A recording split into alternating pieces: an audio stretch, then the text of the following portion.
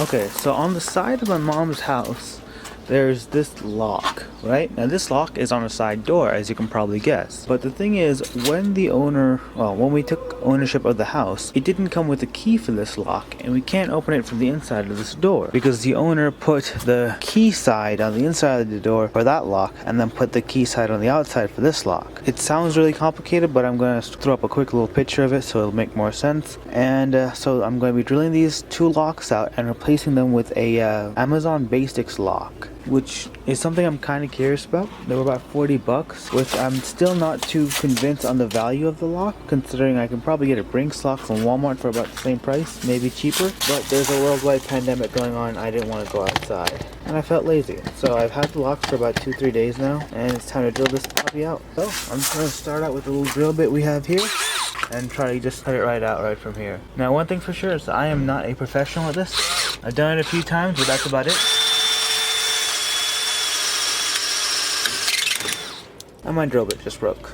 Props to Quickset, very good block. Not so much of a prop to DeWalt, kind of a shady drill bit. Let me go get another drill bit. Okay, new drill bit, and let's get started again. And yeah, I know these drill bits are pretty messed up looking, but still.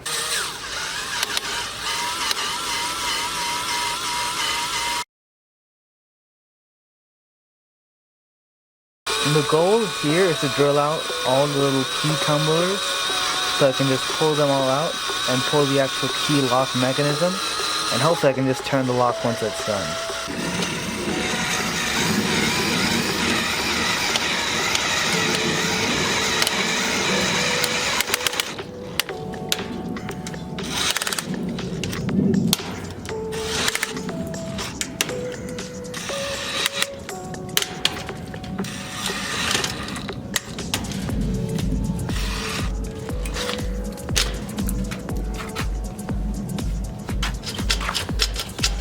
Okay, so the bottom one is done. You can hear the actual lock thing turning on the inside.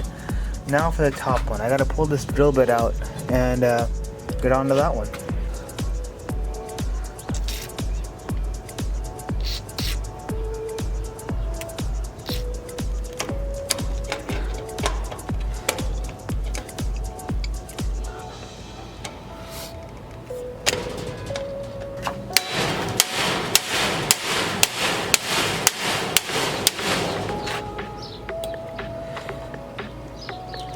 Boy, that's how you do it.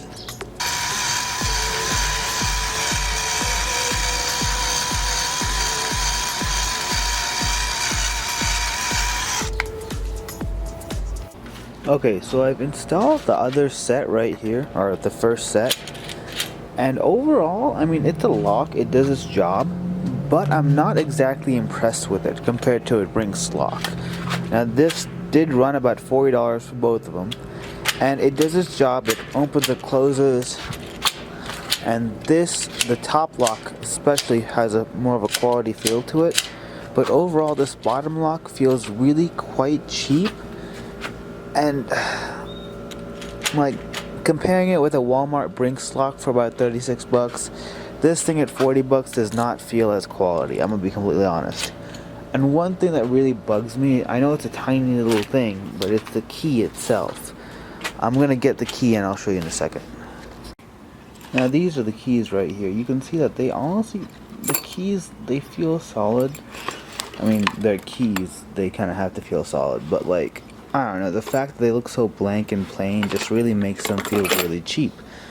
The internal mechanisms themselves are pretty solid. There's no plastic anywhere in them, unlike the Quickset ones I pulled out. But again, I wouldn't buy these again for 40 bucks. Maybe for like 35 or 30 bucks, but definitely not 40 bucks. If I was to buy more locks, I'd probably just go back to Walmart and get the Brinks set.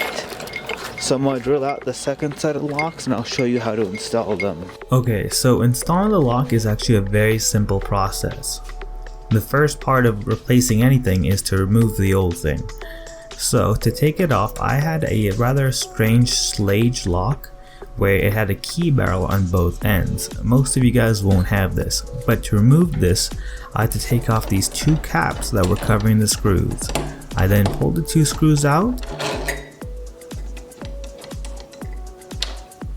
and the two halves of the lock were easily pulled apart.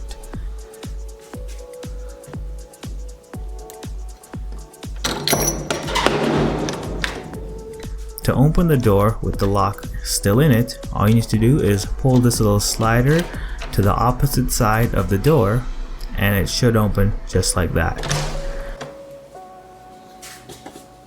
Now to take out the old striker or thing that I don't know what it's called, to take this old bit out, take the two screws out and it should slide right out.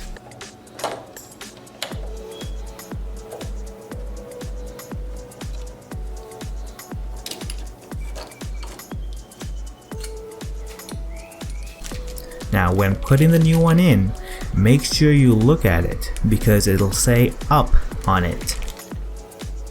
The side that says up needs to be facing up. Now in my particular case, I had this little plastic shroud around the actual keyhole. I was not able to put the slider in with the plastic shroud in, so I had to remove it. I pulled the plastic shroud out. It fit right in. Put the two screws in. Align the two halves of the lock.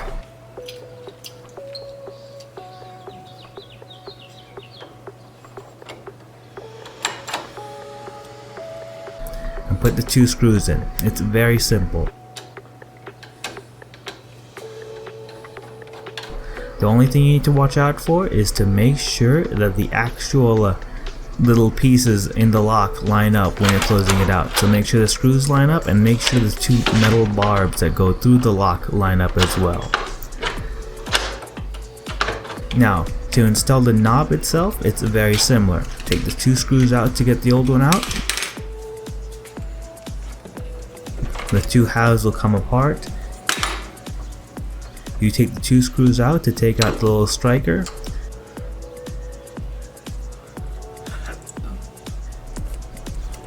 Just like that. Now when reinstalling the striker, what you need to make sure you double check is that the actual striker itself is directional based on how your door opens.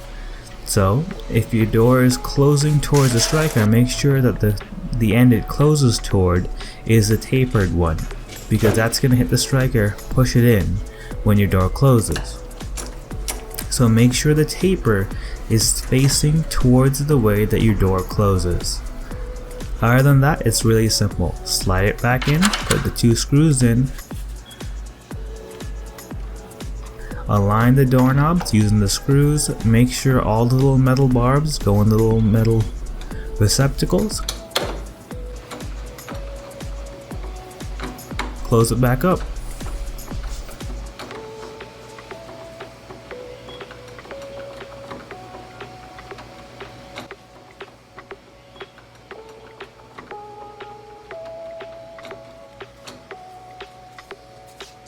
Overall, it's a very simple job and definitely something that anybody could do. I wouldn't exactly pay a locksmith $200 to come out and replace a lock.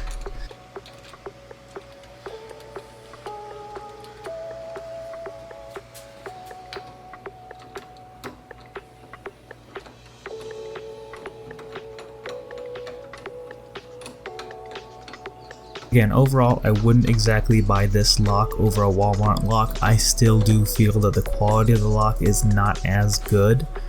Like, I feel like a lot of corners were cut, especially with the packaging, which is something I can totally understand since it is an Amazon product. But when you compare the Brinks lock to something like this, it's pretty obvious that the value for money just isn't there with this lock. So yeah, that's my opinion of it.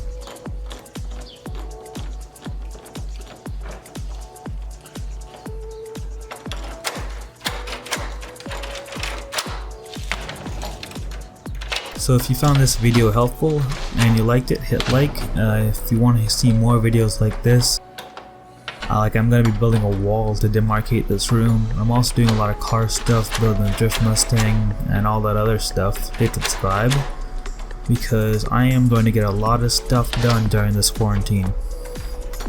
Anyway, have a good one guys, do whatever else you do on the internet, and that's about it.